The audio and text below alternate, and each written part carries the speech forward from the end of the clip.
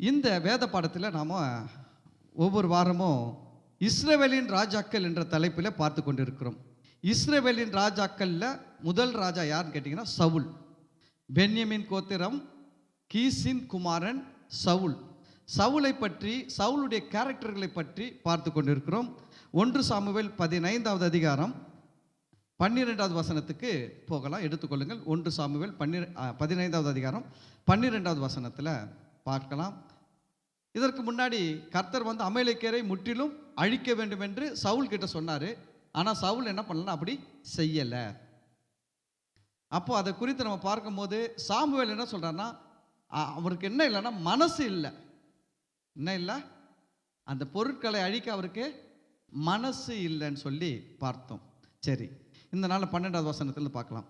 மறுநாள் அதிகாலமே சாமுவேல் சவுலை சந்திக்க போனான். அப்பொழுது சவுல் கர்மேலுக்கு வந்து தனக்கு ஒரு ஜெயஸ்தம்பம் நாட்டி பின்பு பல இடங்களில் சென்று கில்காலுக்கு போனான் என்று சாமுவேலுக்கு அறிவிக்கப்பட்டது. என்ன நடக்குது? கர்த்தர் சாமுவேல் கிட்ட சொல்றாரு, சவுலை ராஜாவாக்கிறது எனக்கு மனஸ்தாபமாக இருக்கிறதுன்னாரு. சொன்ன உடனே அன்று ராம் முழுவதும் சாமுவேல் என்ன பண்ணியிருந்தார்? ஆண்டவர் சமூகத்தில் துக்கித்து கொண்டு இருந்தார், மனவேதனைப்பட்டு இருந்தார். ஏன்னா நான் கூட தானே ஆண்டவர் சொன்னார், எத்தனை போய் தைல குப்பி எதுவும் என்ன பண்ணிட்டேன், இந்த ஆள் அபிஷேகம் பண்ணேன், இந்த ஆள் ஒழுங்கா இருப்பான்னு பார்த்தா இப்படி பண்ணிட்டாரு அப்படின்னு சொல்லி சவுலை குறித்து சாமுவேலும் வேதனைப்பட்டார், கர்த்தரும் மனஸ்தாபப்பட்டார்.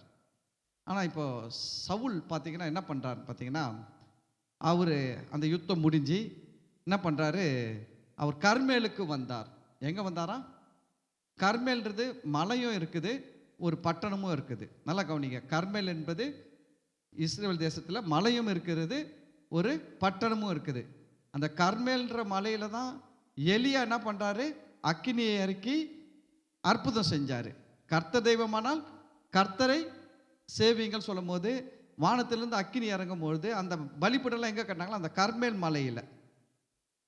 ஆனால் இங்கே சொல்லப்படுவது கர்மேல்ன்றது அந்த மலை கிடையாது, ஒரு பட்டணம். கர்மேல்ன்ற பட்டணத்துக்கு வந்து என்ன பண்ணார்னா, தனக்கு ஒரு ஜெயஸ்தம்பம் நாட்டி, சவுல் என்ன பண்ணுறாருன்னா தனக்குன்னு ஒரு ஜெயஸ்தம்பம் நாட்டுறாரு. இது என்னன்னா, சவுல் ஜெயிச்சுட்டு அந்த நான் ஜெயிச்ச இந்த இடம்லாம் அப்படின்னு சொல்லிட்டு அதை எல்லாருக்கும் தெரியப்படுத்துகிற மாதிரி ஒரு ஜெயஸ்தம்பம்ன்றது அது ஒரு பில்லர் மாதிரி வைக்கிறாரு. ஒரு பெரிய பில்லர் மாதிரி வச்சுட்டு என்ன பண்ணுறாரு, அதில் அடையாளம்லாம் வைக்கிறார். சவுல் நான் தான் ஜெயித்தேன் இன்னைக்கு இந்த இதெல்லாம்ட்டு ரெக்கார்ட்ஸ். இதுதான் சவுலுடைய வீழ்ச்சிக்கு. சவுல் அந்த ராஜ்யத்தை இழந்துட்டார். இதெல்லாம் பின்னாடி படிப்போம். சவுல் இந்த ராஜ்யத்தை இழந்து போகிறதுக்கு முதல்ல இருந்த அவருக்குள்ளே இருந்த ஒரு பெரிய காரணம் பார்த்தீங்கன்னா பெருமை. நம்மளாம் மனுஷர்கள், நம்மளாம் யார்? மனுஷங்க. கண்டிப்பாக நமக்கு எல்லாருக்கும் பெருமைகள்ன்ற ஒன்று வரும். சவுல் பாருங்க, சவுலை குறித்து பார்க்கும்போது ரொம்ப ஒரு சாதாரண நிலைமையில் இருந்தவர் தான். கர்த்தர் தான் என்ன பண்ணார்னா தெரிந்து கொண்டார். ராஜாவாக யார் தெரிந்து கொண்டார்? கர்த்தர் தான் தெரிந்து கொண்டார். கர்த்தர் அழைச்சாரு, எல்லா விதமான உதவி ஒத்தாசைகளை செஞ்சார். இப்போ ராஜாவாயிட்டாரு. ஆனால் ராஜாவாயிட்ட உடனே பாருங்க இப்போ என்ன பண்ணிட்டாருன்னா பெருமை வந்து விட்டது. இந்த இடத்துல தான் நம்ம ரொம்ப கவனமாக இருக்கணும். ஆண்டுடைய பிள்ளைகள் ரொம்ப முக்கியமாக எல்லா காலகட்டத்திலையும் நம்ம எதில் ரொம்ப கவனமாக இருக்கணும். ரொம்ப பெருமை நமக்கு வரக்கூடாது. ஆனால் பெருமையான எண்ணங்கள் வரும். ஒரு போதகர் தான் சொன்னார், தலைக்கு மேலே பறவைகள் பறப்பதை தடுக்க முடியாது, தலையின் மேல் கூடு கட்டுவதை என்ன பண்ண முடியும்? தடுக்க முடியும். அதுபோல் தான் எண்ணங்கள் வரும், பெருமையான எண்ணம் வரும். ஆனால் நம்ம அதில் போயிடக்கூடாது. அப்படி வரும்போது நம்ம என்ன பண்ணணும்? தேவனுக்கு பிரியமில்லாதது, நான் இதுக்கு என்ன பண்ணக்கூடாது, இடம் தரக்கூடாது அப்படின்னு சொல்லி அதை ஜெயிக்க கற்றுக்கொள்ள வேண்டும். தேவனுக்கு பிடிக்காத பாவங்களில் முதல் பாவம் எதுன்னு கேட்டிங்கன்னா விக்கிரக ஆராதனை. தேவனுக்கு பிடிக்காத பாவத்தில் முதல் பாவம் நம்பர் 1 லிஸ்ட்டு, நம்பர் 1 எதுன்னு கேட்டிங்கன்னா விக்கிரக ஆராதனை. விக்கிரக ஆராதனை பண்ணுறவங்கள தேவனுக்கு பிடிக்கவே பிடிக்காது. முதல். ரெண்டாவது யாரை பிடிக்காது அப்படின்னு லிஸ்ட் எடுத்திங்கன்னா பெருமைப்படுகிறவர்களை தேவனுக்கு பிடிக்கவே பிடிக்காது. சரிங்களா? பெருமைப்பட்டதுனால்தான் பரலோகத்தில் தேவ தூதனாக இருந்த லூசிபர் இந்த பூமிக்கு தள்ளப்பட்டான். பரலோகத்தை விட்டு தள்ளப்பட்டான். யாரு? லூசிபர். ஏன் தள்ளப்பட்டார்னா பெருமைப்பட்டார். என்ன பட்டாரு? பெருமைப்பட்டார், வேற ஒன்றும் கிடையாது. பெருமைப்பட்டதுனாலேயே அந்த லூசிபர் பரலோகத்திலேருந்து இந்த பூமியில் தள்ளப்பட்டுட்டார். நம்ம அதை பார்க்கணும்னா வசனம் சொல்லுது பாருங்க, பெருமை உள்ளவர்களுக்கு தேவன் என்ன பண்ணுறாரா, எதிர்த்து நிற்கிறார். தாழ்மை உள்ளவர்களுக்கும் என்ன பண்ணுறாரா, கிருபை அளிக்கிறார். அல்லேலூயா. அப்போது பெருமையாக இருந்த லூசிபர் தள்ளப்பட்டுட்டாரு. நம்ம அதெல்லாம் ஞாபகம் வச்சுக்கணும். எப்பயுமே நம்ம கொஞ்சம் இதெல்லாம் புரிஞ்சுக்கணும்.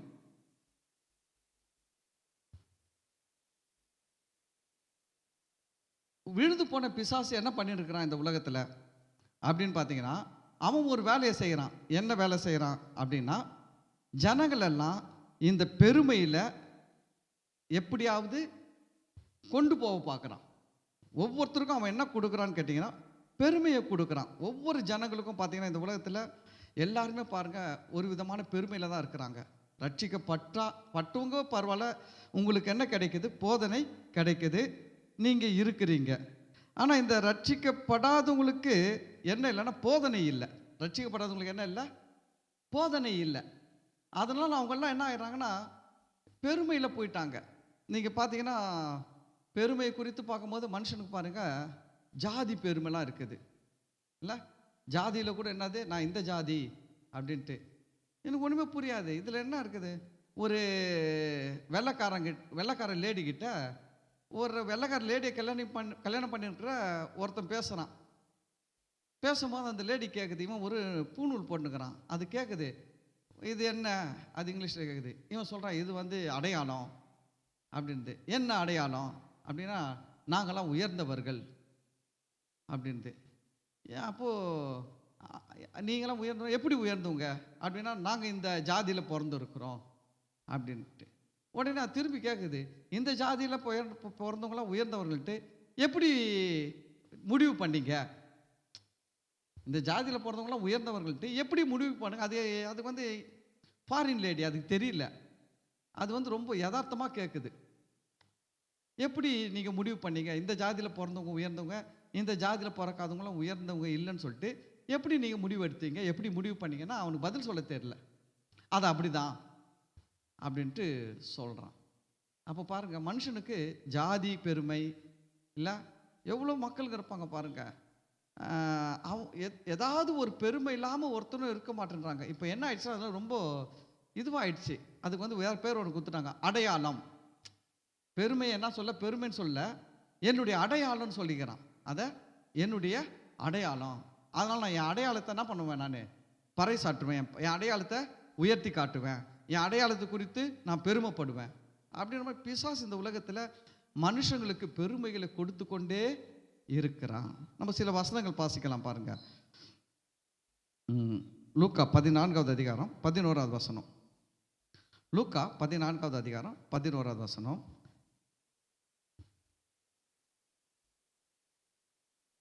பெருமை பிசாசு கொடுக்கிற ஒன்று, தாழ்மை தேவன் கொடுக்கிற ஒன்று. தேவனுக்குள்ள நம்ம தாழ்மையாக இருப்பது தான் நமக்கு நல்லது. இங்கே லூக்கா 14:11 என்ன சொல்ற பாருங்க, தன்னைத்தான் உயர்த்துகிறவன் எவனும் தாழ்த்தப்படுவான், தன்னைத்தான் தாழ்த்துகிறவன் உயர்த்தப்படுவான். கவனிங்க, தன்னைத்தான் உயர்த்துகிறவன் என்ன பண்ணப்படுவானா, தாழ்த்தப்படுவான். தன்னைத்தான் தாழ்த்துகிறவன் உயர்த்தப்படுவான். அப்போ பாருங்க, இந்த சவுல் ஏன் விழுந்து போனார், ஏன் ராஜ்யத்தை இழந்து போனார்னா, அவர் தன்னை உயர்த்த ஆரம்பிச்சிட்டாரு. தன்னுடைய பெருமைகளெல்லாம் என்ன பண்ண ஆரம்பிச்சிட்டாரு, காட்ட ஆரம்பிச்சிட்டாரு. இயேசு வார்த்தை சொல்றாரு, தன்னைத்தான் என்ன பண்ணக்கூடாது, உயர்த்தக்கூடாது. வாழ்க்கையில் நம்மை உயர்த்தி காண்பிக்கிறதுக்கு தருணங்கள் வரும். ஆனாலும் நாம் என்ன பண்ணக்கூடாது, உயர்த்தி காட்டுறதுக்கு பிரயாசப்பட்டு அதை பண்ணும் இதை பண்ணும். சில நேரத்தில் பாருங்கள், கல்யாணத்தில் பத்திரிக்கை போடுறதுல சண்டை நடக்கும். என் பேரை முன்னாடி போட்டேன், அவன் பேரை பின்னாடி போட்டேன். அவன் யார், எனக்கு பின்னாடி வந்தவன், அவன் பேரை ஏன் முன்னாடி போட்டேன், நான் யார், அவனோட நான் அவ்வளோ இதுவா, பேரை எங்கே போட்டால் என்னப்பா இருக்குது. ஒரு தாழ்மை இல்லை பாருங்க. பேரை பத்திரிக்கையில் எவ்வளோ பேர் பார்ப்பாங்க, அந்த பத்திரிக்கை எவ்வளோ பேர் வச்சுருப்பாங்கன்னு நினைக்கிறீங்க. அது ஒரு செகண்டை பார்த்துட்டு கொஞ்சம் அந்த கல்யாணம் முடிகிற வரைக்கும் வச்சுருந்து, கல்யாணம் முடிஞ்ச உடனே பத்திரிக்கை என்ன பண்ணுவாங்க, குப்பை தொட்டில் போட்டுருவாங்க. அதுக்கு மனுஷன் பாருங்க எவ்வளோ பெருமை. என் பேரை நீ முன்னாடி போடல, கீழே போட்ட, மேலே போட்ட, முன்னாடி போட்ட, பின்னாடி போட்ட. இதெல்லாம் பெருமைகள் பாருங்க, இதெல்லாம் பெருமை. ஊழியக்காரங்களுக்குள்ள கூட இருக்குது. அப்போது எங்கள் பாஸ்டர் ஒரு முறை சொன்னார், ஏதோ ஒரு மீட்டிங் நடத்தினாராம். மீட்டிங் நடத்துறதுக்கு ஒரு 2-3 ஊழியக்காரர் கூப்பிட்டுருந்தாராம். இவர் போஸ்டர்லாம் அடிச்சு ஒட்டிட்டு இவர் என்ன பண்ணிட்டாராம், அடிச்சு ஒட்டிட்டு இருக்கிறாரு. இந்த போஸ்டரை எதில் ஒரு ஊழியக்காரர் பார்த்துட்டு ஃபோன் பண்ணி கூப்பிட்டாராம் எங்கள் பாஸ்டர், தம்பி வாப்பா அவங்ககிட்ட பேசணுன்ட்டு. இவரும் போனாராம். போய் உட்காந்த முன்னே சொன்னாராம், நான் ஊழியத்தில் எத்தனை வருஷம் இருக்குன்னு உனக்கு தெரியுமான்னு கேட்டாராம். இவருக்கு தெரியல ஐயா நினைக்கிறாரு. நான் இத்தனை வருஷமாக்குறேன். அவர் இன்னொருத்தரை காட்டி அவர் எத்தனை வருஷமாக இருக்கிறார் தெரியுமான்னு கேட்டாராம். அவர் இத்தனை வருஷம் இருக்கிறாரு சொல்லிட்டு சொன்னாராம், நான் ஊழியத்தில் சீனியர். நீ என் பேரை மேலே போட்டுட்டு அவர் பேரை என்ன பண்ணிருக்கணும், கீழே போட்டிருக்கணும். எல்லா இடத்துலையும் என்ன இருக்குது அப்போ, பெருமை இருக்குதுங்களா இல்லைங்களா? இருக்குது. ஆனால் நான் ஒன்று சொல்லட்டுங்களா, பெருமை உள்ளவர்களுக்கு தேவன் எதிர்த்து நிற்கிறார். 1 பேதுரு 5வது அதிகாரத்தில் வரும். 5வது அதிகாரம் 7வது வசனம் 8வது வசனத்தில் வரும்போது வரும். பெருமை உள்ளவர்களுக்கு தேவன் எதிர்த்து நிற்கிறார், தாழ்மை உள்ளவர்களுக்கோ கிருபை அளிக்கிறார். நம்ம இதெல்லாம் கொஞ்சம் கவனம் செலுத்தணும். நம்ம எப்பவுமே நம்ம ஆண்டுடைய பிள்ளைகளாக இருக்கிறோம். நம்மையும் அறியாமல் என்ன பண்ணோம், சில நேரத்தில் எதனா வந்து சொல்லிட்டு யாருன்னா சொல்லி இந்த தூபத்தை போட்டு ஏற்றி விட்டு போயிடுவான். இந்த மண்டைக்குள்ளே ஏதாவது ஒரு பெருமையாக மசாலாவெல்லாம் உள்ளே தள்ளி விட்டு போயினே இருப்பான். நம்ம உடனே அதை பிடிச்சின்னு தொங்கின்னு இருக்கக்கூடாது. நான் எவ்வளோ பெரிய ஆள் தெரியுமா, நான் எவ்வளோ பெரிய பெருமை தெரியுமா, எனக்கு என்ன தெரியுமா, எனக்கு எல்லாரும் கையெடுத்து கும்பிடுவாங்களாக்கும், நான் போனேன் எல்லாரும் எழுச்சி நிற்பாங்க. அந்த பெருமையே வேணாங்க. என்னன்னா நம்ம பெருமைப்பட நம்மக்கிட்ட இருக்கிறதெல்லாம் கொஞ்சம் கொஞ்சமாக நம்ம இழக்க ஆரம்பிச்சிடுவோம். ஏன்னா அங்கே வசனம் சொல்லுது, தன்னைத்தான் உயர்த்துகிறவன் என்ன பண்ணப்படுவானா, தாழ்த்தப்படுவான். எப்போல்லாம் நம்மை நாம உயர்த்த பிரயாசப்படுறோமோ அப்போல்லாம் நம்மளுக்கு என்ன தான் வருமா, அன்றைக்கி வந்தால் 4 பேர் சொல்லிட்டு போவான். அப்புறம் பார்த்தீங்கன்னா கீழே போகிறதுக்கு தான் வழி என்ன பண்ணின்னு இருக்கோம், வேலை செஞ்சுன்னு இருக்கோம். வாழ்க்கையில் எது வேலை செய்யும், கீழே போகிறதுக்கு உண்டான வேலை தான் நடந்துன்னு இருக்கும். ஆனால் மத்தியில் 4 பேர் தான் பெருமையாக சொல்லிக்கலாம். ஆனால் எல்லாமே இருந்து நீங்கள் தாழ்மையாக இருந்தீங்கன்னா நான் சொல்கிறேன், உங்களுடைய ஆசீர்வாதங்கள் நிலைத்திருக்கும், உங்கள் ஆசீர்வாதங்கள் விருத்தி அடையும். சரிங்களா? எல்லாமே இருந்து தாழ்மையாக இருக்கணும். ஒன்றும் இல்லாமல் இருந்து தாழ்மையாக இருக்கிறது இல்லை, எல்லாமே இருந்து தாழ்மையாக இருந்தால் தான் உண்மையான தாழ்மை. அப்போது பெருமை உள்ளவர்களுக்கு தேவன் எதிர்த்து நிற்கிறார் அப்படின்னும் போது, தேவனை ஒரு மனுஷனை எதிர்த்து நின்னா யாரும் என்ன பண்ண முடியாது, அவர் கையிலேருந்து யாரையும் காப்பாற்றவே முடியாது. ஆனால் தாழ்மை உள்ளவருக்கு கிருபை அளிக்கிறார்னா, கிருபை மாதிரி இந்த உலகத்தில் ஒரு பெரிய ஆசீர்வாதம், நம்மளை உயர்த்துற சக்தி, நம்மளை மேலே தூக்குற சக்தி எதுவுமே கிடையாது. ஏன் கிருபை அளிக்கிறாரா தெரியுங்களா? கவனிங்க, பெருமை உள்ளவர்கள் தேவன் எதிர்த்து நிற்கிறார். எதிர்த்து நின்னா ஒன்றும் இல்லாமல் போயிடுவாங்க. ஆனால் தாழ்மை உள்ளவர்களுக்கு தேவன் என்ன அளிக்கிறாரா, கிருபை அளிக்கிறார். கிருபையில் என்னன்னா, நான் சொல்கிறேன் கேட்டுங்க, அந்த கிருபை உங்களுக்கு வந்துடுச்சுன்னு வச்சுக்கங்களேன், நீங்கள் ஜபம் கம்மியாக பண்ணால் கூட வாழ்க்கையில் ஆசீர்வாதங்கள் பெருசாக வரும். கொஞ்சம் ஜபம் பண்ணால் கூட ஆசீர்வாதம் எப்படி வரும், பெருசாக வரும். ஏன்னா தேவன் உங்களுக்கு என்ன கொடுக்குறாருன்னா கிருபை அளிக்கிறார். கிருபைன்றது என்னன்னா, நீங்கள் கஷ்டப்பட்டு பெறுவது கிடையாது, அவர் இலவசமாய் கொடுப்பது தான். அவர் இஷ்டப்பட்டு கொடுக்கறது தான் கிருபை. நீங்கள் கஷ்டப்பட்டு பெறுவது கிருபையே கிடையாது. அல்லேலூயா. கிருபைன்றது அதுதான். அப்போது தாழ்மை உள்ளவர்களுக்கு தேவன் என்ன கொடுக்குறாரா, கிருபை கொடுக்குறாரு. ஒரு இடத்துல சொல்கிறார் பாருங்க, ஒருத்தர் வேலைக்கு கூப்பிட போகிறாரு. ஒரு மனுஷன் ஒரு ஆளை வேலைக்கு கூப்பிட போகிறார். ஆண்டவர் பற்றி தன்னை பற்றி தான் சொல்கிறாரு. அவர் தன்னை பற்றி சொல்லும் போது சொல்கிறாரு, வேலைக்கு அமர்த்த போனார். அழைக்கப்பட்டவர்கள் அநேகர், தெரிந்து கொள்ளப்பட்டவர் சிலர்ன்றதை பேசும்போது சொல்கிறாரு, ஒருத்தர் காலைல 6 மணிக்கு போய் வேலைக்கு கூப்பிட்டாரு. காலையில் 6லேருந்து சாயங்காலம் 6 மணி வரைக்கும் வேலை செய்யறதுக்கு 12 மணி நேரம் வேலை. வந்தாங்க, கூப்பிடும்போது அவங்கள என்ன கேட்டார், உங்களுக்கு ஒரு நாள் கூலி, உங்களுக்கு கூலி என்ன பண்ணுறாரு, ஃபிக்ஸ் பண்ணார். ஸ்டார்டிங்கில் வரவங்களுக்கு என்ன பண்ணார், ஒரு நாளுக்கு ஒரு கூலி, ஒரு நாளைக்கு ஒரு பணம், ஒரு நாளைக்கு ஒரு பணம். ஒரு பணம்னா அந்த காலகட்டத்தில் இருக்கிற அந்த வேஜஸ் வேல்யூ. இன்றைக்கி வந்து ஒரு மனுஷனுக்கு ஒரு நாள் சம்பளம் பார்த்தீங்கன்னா, சாதாரணமாக எந்த வேலைக்கு போனாலும் ஒரு 500 ரூபாய் சம்பளம் வாங்குறாங்க. ஒரு நாள் சம்பளம் எல்லாத்துலையும் என்ன பண்ணுறாங்க, குறைஞ்சபட்சம் 500 ரூபாய் வாங்குறாங்க. அதிகபட்சம் எவ்வளோ நாள் வாங்கி போகிறாங்க, அந்த குறைஞ்சபட்ச வருமானத்தை தான் பேசுது.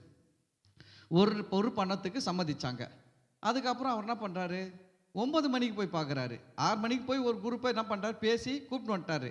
அவன் கரெக்டாக கண்ட்ரேட்டாக பேசுகிறான். சார் நான் வருவேன், வந்தேன்னா எனக்கு ஒரு பணம் கொடுக்கணும், ஒரு பணம்னா இன்றைக்கி வச்சுக்கோங்களேன் ஒரு 1000 ரூபாய் கொடுக்கணும், 1000 ரூபாய் கொடுக்கணும் சார் அப்படின்னு சொல்லி கூலி பேசி வந்தாங்க. அடுத்தது 9 மணிக்கு போனால் அவருக்கு ஆட்கள் தேவைப்படுது. 9 மணிக்கு போகிறாரு. 9 மணிக்கு போனீங்கன்னா அங்கேயும் ஆள் இருக்கிறாங்க, அப்பவும் ஆள் இருக்கிறாங்க. ஆனால் அங்கே என்ன பண்ணலன்னா அவர் கூலி பேசலை. என்ன பண்ணல, கூலி பேசலை. என்ன சொன்னார்னா, வாங்க நியாயமானபடி தருவேன், நாங்கள் வந்து வேலை செய்யுங்க, நியாயமானபடி தருவேன். மத்தியானம் போகிறாரு, 12 மணிக்கு போகிறாரு. 12 மணிக்கு போனாலும் ஆளுங்க இருக்கிறாங்க. அப்போது கேட்குறாரு, என்னப்பா வேலை எதுவும் கிடைக்கலைங்க. சரிப்பா என்கிட்ட வரியா, வரேங்க சார். அப்போ வந்து வேலை செய்யி. அவன் கூலியே பேசலை. 12 மணிக்கு வந்தவனும் கூலி பேசலை. என்ன சொல்கிறான், வந்து வேலை செய்கிறேன்றான். அப்போ இவர் என்ன சொல்கிறாரு, நியாயமான படி கிடைக்கும், வேலை செய்யி. 5 மணிக்கு வராருங்க. 5 மணிக்கு வந்தால் இப்போ வேலை அங்கே ஒருத்தன் உக்காந்துக்கலாம். இதெல்லாம் உங்களுக்கு பார்த்துருக்குறீங்களா நீங்கள்? இது மாதிரி ஆட்கள் கூலிக்கு வேலைக்கு கூப்பிட்றதுக்கு போயிருக்கிறீங்களா? கூலிக்கு ஆட்கள் உட்கார்ந்து இருக்கிறதெல்லாம் பார்த்துருக்கிறீங்களா? சோழிநல்லூர் ஆவின் இருக்குது. ஆவின் எதிர்க்க பாருங்கள், காலையில் நீங்கள் போனீங்கன்னா அவ்வளோ ஜனம் உட்காந்துருப்பாங்க. மேடவாக்கத்தில் போய் பாருங்கள், அந்த ஹாஸ்பிட்டல் எதிர்க்க, மேடவாக்கம் ஹாஸ்பிட்டல் கவர்மெண்ட் ஹாஸ்பிட்டல் இருக்குது, அங்கே போய் பாருங்கள். அங்கே போனீங்கன்னா ஆட்கள் உட்கார்ந்து இருப்பாங்க. கேகே நகரில் போனால் ஆட்கள் உட்கார்ந்து இருப்பாங்க. ஒவ்வொரு ஏரியாலையும் இதுக்குன்ட்டு கூலி வேலைக்கு செய்கிறவங்க ஒரு இடத்துல தேர்ந்தெடுத்து எல்லாம் உட்காந்து இருப்பாங்க. எவ்வளோ நேரம் உட்காந்து இருப்பாங்க தெரியுங்களா? வேலையே கிடைக்காது அவங்களுக்கெல்லாம். வந்து அன்னைக்கு போய் வேலை செஞ்சு ஏதாவது எடுத்துன்னு போனால் தான் வீட்டில் என்ன ஆகும், சாப்பாடு, பிள்ளைகளுக்கு மனைவிக்கு எல்லாருக்கும் சாப்பாடு. அதுதான். அப்போ யோசிச்சு பாருங்கள், 5 மணிக்கு வரும்போதும் ஒருத்தன் உட்காந்துன்னு இருக்கான்னா எவ்வளோ அவன் நிலைமையை யோசிச்சு பாருங்க. அவன் எவ்வளோ கஷ்டத்தோடு இருப்பான். எத்தனையோ பேரை வந்து வேலைக்கு கொண்டு போகும்போதெல்லாம் நம்மளை கூப்பிட மாட்டாங்களா, நம்மளை கூப்பிட மாட்டாங்களா, நம்மளை கூப்பிட மாட்டாங்களான்னு காத்துன்னு இருப்பான். ஆனால் கர்த்தர் நல்லவர், நம்ம ஆண்டவர் நல்லவருங்க. யாருமே அழைக்கலைன்னா கூட எல்லாரும் வேஸ்ட்டு, இவனுக்கு இவனுக்கு இவனுக்கு என்ன பண்ணக்கூடாது, வேலையே கொடுக்கக்கூடாது, இவன் வேஸ்ட்டு உதவக்காரன்ட்டு உலகமே உங்களை நினைச்சா கூட கர்த்தர் உங்களுக்கும் ஒரு ஊழியத்தை கொடுப்பார், உங்களுக்கும் வேறு வேலையை கொடுப்பார், உங்களுக்கும் ஒரு போஸ்டிங் கொடுப்பாருங்க ஆண்டவர். உலகம் என்ன நினைச்சிருச்சு, எல்லாருக்கும் வேலை எடுத்துன்னு போயிட்டாங்க. நல்ல திறமையானவனா 6 மணிக்கே வந்து கூப்பிட்டு போயிட்டாங்க. இவன் நல்லா வேலை செய்வான் சார், வருவாங்க ஓனருங்க இல்லை வருவாங்க, வந்து இந்த மேஸ்திரி நல்லா வேலை செய்வார், இந்த மேஸ்திரி கிட்ட இந்த ஆளுங்களும் நல்லா வேலை செய்வாங்க சார், இந்த ஆள் நல்லா வேலை செய்வான் சார். நல்லா வேலை செய்கிறோன்னா உலகம் என்ன பண்ணிடுச்சு, எடுத்துக்கிச்சு. ஆனால் வேலையே கொடுக்கல, வேலையும் இல்லை, வருமானம் இல்லை, என்ன செய்ய போகிறோன்னு தெரியல. ஆனால் பாருங்கள், அப்படிப்பட்டவங்களை கூட ஆண்டவர் சந்திக்கிறார். நம்ம ஆண்டவர் எவ்வளோ நல்லவர் பாருங்க, எவ்வளோ நல்ல தெய்வம். அவர் வந்து என்ன பார்க்கல தெரியுங்களா, இவன் நல்லா வேலை செய்வானா, இவனுக்கு திறமை இருக்குதா, உலகம் பார்க்குற மாதிரிலாம் பார்க்கல. உலகம் பார்க்குற மாதிரி இவனுக்கு 1000 ரூபாய் கொடுத்தா இவன் மூலமாக 2000 ரூபாய் சம்பாதிக்கும் பார்க்கும். உலகம் வந்து எப்படி பண்ணோம், நமக்கு 1000 ரூபாய் கூலியை கொடுத்து நம்ம மூலமாக 2000 ரூபாய் வருமானத்தை பார்க்கும். மேஸ்திரிங்க கூட நம்மளை கூட்டு போனாங்கன்னா வேலைக்கு எப்படி கூட்டு போவாங்க, இவனை கூட்டு போனால் அவருக்கு ஒரு 2000 ரூபாய் லாபம் வரனா தான் இவருக்கு 1000 ரூபாய் கொடுப்பாரு. இவரை கூட்டு போயினா 500 ரூபாய்க்கு தான் வேலை செய்வான் அப்படின்னா என்ன பண்ண மாட்டாரு, வேலை நின்னாலும் பரவாயில்ல இவனை கூட்டு போக மாட்டார். ஆனால் உலகம் இப்படி இருக்குது, ஆண்டவர் அப்படி இருக்கிறாரு. ஆண்டவர் அவர் ஒரு வித்தியாசம். அவர் எப்படின்னா புறக்கணிக்கப்பட்டவர்கள், ஒடுக்கப்பட்டவர்கள், நசுக்கப்பட்டவர்கள், உலகத்தால் ஏற்றுக்கொள்ளப்படாதவர்கள் எல்லாம் அவர் எடுத்து அவர் வேலை கொடுத்து அதில் பாருங்கள் அவங்கள கூப்பிட்றாரு இல்லை, அவங்கள கூப்பிட்றாரு. 5 மணி போயிட்டு 1 மணி நேரம் தான் இருக்குது. அவங்க சொல்கிறார் வந்து வேலை செய்யுங்க, நியாயமானபடி என்ன பண்ணும் உங்களுக்கு கூலி கொடுப்பேன். கூப்பிட்டு பண்ணார், வேலை செஞ்சாங்க. 6 மணி ஆயிடுச்சு, பெல் அடிச்சாச்சு, எல்லாம் வேலையை நிறுத்திட்டாங்க. பெல் அடிச்சாச்சு, வேலையை நிறுத்திட்டாங்க. இந்த காலத்தில் மாதிரி லைனில் வர வச்சு கொடுக்குறாங்க சம்பளம், லைனாக வர வச்சு சம்பளம் கொடுக்குறாங்க. அன்னன்னைக்கே சம்பளம் கொடுத்துட்றாங்க. அப்போது லைனில் வர வைக்கும் போது என்ன சொல்கிறாங்கன்னா, ஓனர் சொல்கிறாரு, லேட்டாக வந்தவங்களுக்கு முதல்ல கொடு, சீக்கிரம் வந்தவங்களுக்கு கடைசியில் கொடு. லேட்டாக வந்தவங்களுக்கு முதல்ல கொடுக்குறாரு. கவனிங்க, லேட்டாக வந்தவனுக்கு முதல்ல கொடுக்கும்போது எவ்வளோ கொடுத்தாரு? 1000 ரூபாய் கொடுத்தாரு. ஒரு நாள் பணம், ஒரு பணம் கொடுத்தாரு. எவ்வளோ கொடுத்தாரு? ஒரு பணம். ஒரு பணம்னா இன்னைய மதிப்பு எவ்வளோன்னா ஒரு நாள் கூலி 1000 ரூபாய் கொடுக்குறாரு. இவன் 1000 ரூபாய்க்கு வேலை செஞ்சானா? இல்லை. ஆனால் 1000 ரூபாய்க்கு வேலை செஞ்சவன் யாரு? 6 மணிக்கு வந்தான் பாருங்க. அவன் ரேட் பேசின்னு வந்தான். எனக்கு நீங்கள் 1000 ரூபாய் கொடுக்கணும் இன்னைக்கு. அவன் தான் 1000 ரூபாய்க்கு என்ன பண்ணியிருக்கிறான்? வேலை செஞ்சிருக்கிறான்.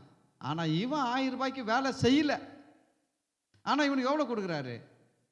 1000 ரூபாய் கொடுத்தாரு. இதுதான் கிருபை. இதுதான் கிருபை. 6 மணிக்கு வேலை செஞ்சவனுக்கு அவரு எவ்வளோ கொடுத்தாருன்னா அவனுக்கும் 1000 ரூபாய் தான் கொடுத்தாரு. அவன் சண்டை போட்டான். வந்து என்ன சண்டை போட்டான்? நாங்கள் காலையில் 6 மணிக்கு வந்தோம், சாயங்காலம் 6 மணி வரைக்கும் வேலை வாங்கினீங்க. இவன் 5 மணிக்கு தான் வந்தான், 1 ஹவர் தான் வேலை செஞ்சான். அவனுக்கு என்ன பண்ணிட்டீங்க? எங்களுக்கு கொடுத்த மாதிரி கூலி கொடுத்துரும். அவர் சொன்னார், உங்ககிட்ட நான் ரேட்டு பேசி கூப்பிட்டு வந்தேன். உங்ககிட்ட பேசின ரேட்டை குறைச்சேனா? உங்ககிட்ட பேசின ரேட்டை குறைச்சேனா? குறைக்கல. இல்லை, உனக்கு என்ன ரேட்டு பேசணும் அதை கொடுத்துட்டேன்ல, நீ வாங்கிக்கின்னு போ. இவங்கிட்ட நான் ரேட்டு பேசலை, கிருபை பேசியிருக்கிறேன். இவனுக்கு என்ன பேசியிருக்குது? இவனுக்கு எந்த பேசு? கிருபையின் அடிப்படையில் கூலி. அவனுக்கு உழைப்பின் அடிப்படையில் கூலி. ஹலோ, அவனுக்கு 6 மணிக்கு வந்தவனுக்கு உழைப்பின் அடிப்படையில், சட்டத்தின் அடிப்படையில், law, under the law, under the rule, இல்லை அதன் அடிப்படையில், சட்டத்தின் அடிப்படையில், விதிமுறையின் அடிப்படையில், அவனுடைய உழைப்பின் அடிப்படையில் அவனுக்கு கூலி கொடுத்தாரு. ஆனால் இந்த 1 மணி நேரம் வேலை செஞ்சவன், 4 மணி நேரம் வேலை செஞ்சவன், 5 மணி நேரம் வேலை செஞ்சவங்களுக்கெல்லாம் கூலி கொடுத்தாரு. அவங்களுக்கெல்லாம் வந்து ஒரு பணம் கொடுத்தாராம். 1 மணி நேரம் வேலை செஞ்சவனுக்கு ஒரு பணம் கொடுத்தாரு. அது எதன் அடிப்படையில் கூலி கொடுத்தாருன்னா அப்படி கிருபையின் அடிப்படையில். அப்போ தாழ்மை உள்ளவர்களுக்கு தேவன் கிருபை அளிக்கிறார் அப்படின்னா அந்த கிருபையில் என்ன வரும் தெரியுங்களா? நான் உண்மையில சொல்கிறேங்க, ஒரு மனுஷன் 6 மணி நேரம், காலையில் 6லேருந்து சாயங்காலம் 6 மணி வரைக்கும் 12 மணி நேரம் நேர்முட்டில் நின்று கையை தூக்கி, ஆண்டவரே ஆண்டவரே நான் இவ்வளவு ஜெபிக்கிறேன், அவ்வளவு ஜெபிக்கிறேன், நீர் எனக்கு செய்ய வேண்டும், கொடுக்க வேண்டும் சொல்லி அவனுக்கு என்ன கொடுக்க போகிறாரோ அதை உங்களுக்கு நீங்கள் ஒன்றுமே செய்யலைன்னா கூட, சின்னதாக 1 மணி நேரம் தான் வேலை செஞ்சீங்க, 10 நிமிஷம் இல்லை அரை ஹவர் ஜெபம் பண்ணியிருப்பீங்க, அதுக்கு கிருபையினால் கொடுக்குறது எவ்வளோ இருக்குன்னா அவன் 12 மணி நேரம் பண்ண ப்ரேயருக்கு கொடுக்குற மாதிரி உங்களுக்கு கொடுப்பாருங்க ஆசீர்வாதத்தை. அதுதான் கிருபை. கிருபைன்றது அதுதான். சில பேருக்கு கிருபைனா என்னன்னு விளங்கல. கிருபையின் ஜெப வீடு பேசும்போது சொல்லுவாங்க எல்லாமே கிருபை தான், கிருபையை பற்றி பாடுவாங்க. ஆனால் கிருபைனா என்னன்னு விளங்கலை. கிருபைன்றது என்னன்னா, கிருபையில் வந்து கவனிங்க, எந்த விதமான நிபந்தனைகளும் கிடையாது. கிருபைக்கு என்ன கிடையாது? நிபந்தனைகள் கிடையாது. சில இடத்துல பாருங்க போடுவான் ஏசி 1 டன் ஏசி 20,000 ரூபாய் மட்டுமே போடுவான். போட்டு அந்த 20,000 போட்டு ஒரு கோடை போட்டு மேலே ஒரு சின்னதாக ஒரு ஸ்டார் போட்டுருவான். அந்த ஸ்டாரை போட்டால் என்னன்னா, அந்த ஸ்டாருக்கு கீழே ஒரு சின்ன காலம் போட்டு, அண்டர் காலம் போட்டு அதுக்குள்ளே போடுவான். நிபந்தனைக்கு உட்பட்டது. கிருபைன்னு போடும்போது மேலே ஸ்டார் கிடையாது. பக்கத்தை பார்த்து சொல்லுங்க, கிருபைக்கு மேலே ஸ்டார் கிடையாது, பிளைனாக இருக்கும். கிருபைனா பிளைன். புரியுதுங்களா? நம்ம ஆளுங்க என்ன பண்ணிட்டாங்கன்னா, கிருபைன்னு அவரு கொடுத்தா இவன் ஸ்டார் போட்டு விட்டான். ஸ்டாரை போட்டு என்ன சொல்லிட்டான்? கிருபையை நிபந்தனைக்கு உட்படுத்திட்டான். நீ இதெல்லாம் செஞ்சாதான் உனக்கு கிருபை. கிருபைனா என்னன்னா, அவரே சொல்றாரு, என்னுடையதை என் இஷ்டப்படி செய்ய எனக்கு அதிகாரம் இல்லையா? யாரை கேட்டாரு? காலையில் 6 மணிக்கு வேலைக்கு வந்து சாயங்காலம் 6 மணிக்கு வேலை முடிச்சானே அவன் வந்து என்ன யோசிக்கிறான்? 1 மணி நேரம் வேலை செஞ்சவனுக்கு 1000 ரூபாய் கொடுத்த உடனே, ஒரு நாள் ஒரு பணத்தை கொடுத்த உடனே போகிற நம்ம ஊர் மாதிரியே கூப்பிட்டு விசாரிக்கிறான். எவ்வளோ வாங்கின? கையை காட்டு. 1000 ரூபாய். என்னையா 1 ஹவர் வேலை செஞ்சதுக்கு 1000 ரூபாவா? அவன் கணக்கு போட்டிருப்பான். எப்படியா இருந்தாலும் நமக்கு 2000 ரூபாவது கிடைக்கும், குறைஞ்சபட்சம் 2000 ரூபாவது கிடைக்கும். நம்ம 12 மணி நேரம் வேலை செஞ்சுக்கிறோம் அப்படின்ட்டு. ஆனால் இவன் கையில் எவ்வளோ தான் கொடுத்தாரு? 1000 ரூபாய் தான் கொடுத்தாரு. இப்போ அவனுக்கு கோபம் தாங்க முடியல, பொறுத்துக்க முடியல. நாங்கள் ஓனர் நீங்கள் அவன் 1 ஹவர் வேலை செஞ்சான், அவனுக்கு 1000 ரூபாய் கொடுத்தீங்க. நான் காலையிலேருந்து 6 மணிக்கு வந்து சாயங்காலம் 6 மணி வரைக்கும் 12 மணி நேரம் வேலை செஞ்சுக்கிறேன், எனக்கு 1000 ரூபாய் கொடுத்தீங்க. அவர் சொல்கிறார், நீ பேசுனது அவள் தானே, நீ பேசிட்டு வந்த கூலியை பேசிட்டு வந்தான். அவன் பேசாமல் வந்தான், பேசிட்டு வந்தவனுக்கு சொன்னபடி கொடுக்குறாரு. அவருடைய கிருபையில் வந்தவனுக்கு அவர் சொன்னார், அழகாக கூப்பிடுவாருங்க. அவர் சொல்லுவார், நீ போய் வேலை செய், நியாயமானபடி பெறுவீர்கள். எப்படி சொன்னார்? நியாயமானபடி பெறுவீர்கள்னாரு. நியாயமாக கொடுக்கணும்னா எவ்வளோ கொடுக்கணும் யோசிச்சு பாருங்க. நீங்கள் ஒரு கணக்கு போடுங்க. ஒரு 12 மணி நேரம் வேலை செஞ்சவனுக்கு 1000 ரூபாய் கொடுத்தா 1 மணி நேரம் வேலை செஞ்சவனுக்கு எவ்வளோ கொடுக்கணும்? 10ல் 1 பங்கு போட்டால் கூட 100 ரூபாய். 10ல் 1 பங்கு போட்டால் கூட 100 ரூபாய். இது 12ல் 1 பங்கு, எனக்கு தெரிஞ்சு ஒரு 80 ரூபாய் வரும். நியாயமாக கூலி எவ்வளோ கொடுக்கணும் அவனுக்கு? 80 ரூபாய் தான் கொடுக்கணும். ஏன்னா அவன் செஞ்ச வேலைக்கு கூலி எவ்வளோ தான்? 80 ரூபாய் தான். ஆனால் கிருபை என்ன பண்ணிடுச்சுன்னா அப்படியே 12 மடங்கு அதிகமாக கொடுத்துடுச்சு. நான் சொல்கிறேன், 12 மடங்கு ஆசீர்வாதம் உங்களுக்கு கிருபையினால் கிடைக்கும். அல்லேலூயா. கிருபையை யாருக்கு கொடுக்குறேன்றாரு? தாழ்மை உள்ளவர்களுக்கு தேவன் கிருபை அளிக்கிறார். பெருமை உள்ளவர்களுக்கு தேவன் எதிர்த்து நிற்கிறார் சொல்லிட்டு தேவன் அந்த பெருமையாக இருக்கிறவங்களை தண்டிக்கிறார் மட்டும் சொல்லல, அதுக்கு ஆப்போசிட்டாக சொல்லுது. ஒருவேளை நான் தாழ்மையாக இருக்கிறேன்னு எனக்கு என்ன கொடுப்பாரு அப்படின்னு கேட்குறாங்க பார்த்தீங்களா? அவங்களுக்கு தான் சொல்கிறேன், நீ தாழ்மையாக இருக்கப்பா, ஒன்றும் கவலைப்படாத. தாழ்மை உள்ளவர்களுக்கு தேவன் கிருபை அளிக்கிறார்னா அவன் கஷ்டப்பட்டு வாங்குறத 12 மடங்கு உனக்கு அதிகமாக கொடுப்பார். ஏன்னா நீங்கள் கிருபையில் இருக்க. வசனம் சொல்லுது, கிருபைனால விசுவாசத்தை கொண்டு ரட்சிக்கப்பட்டீர்கள், இது உங்களால் உண்டானதல்ல, இது தேவனுடைய ஈவு, ஒருவனும் கிரியினால் பெறாதபடிக்கு இதை தேவன் என்ன பண்ணாராம்? ரட்சிப்பை கிருபையினால் கொடுத்துருக்கிறார். ஹல்லேலூயா. புரியுதுங்களா? இயேசு கிறிஸ்துன்றதே கிருபை தான். கிருபையின் மொத்த உருவமே யாரு? இயேசு தான். இயேசு கிறிஸ்து மூலமாக நமக்கு வரதெல்லாம் கிருபையில் தான் வருது. அப்போது தாழ்மை உள்ளவருக்கு தேவன் கிருபை அளிக்கிறார். ஹல்லேலூயா. சரி, இன்னொரு வசனத்தை பார்க்கலாம் பாருங்க. லூக்காலிய 18வது அதிகாரம் 14வது வசனத்தில் பாருங்க. 2 பேர் ஜெபம் பண்ணுறாங்க.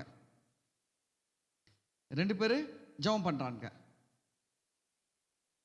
2 பேரும் நின்று ஜெபம் பண்ணாங்க. அல்லேலூயா. அது படிச்சீங்கன்னா ஸ்டார்டிங்கில் என்ன பண்ணுது? 2 பேரும் எப்படி ஜெபம் பண்ணாங்களா? நின்று ஜெபம் பண்ணார்கள். போட்டுக்குதா போட்டு இல்லையா? ஹலோ, உங்கள் பைபிளில் போட்டுக்குதா?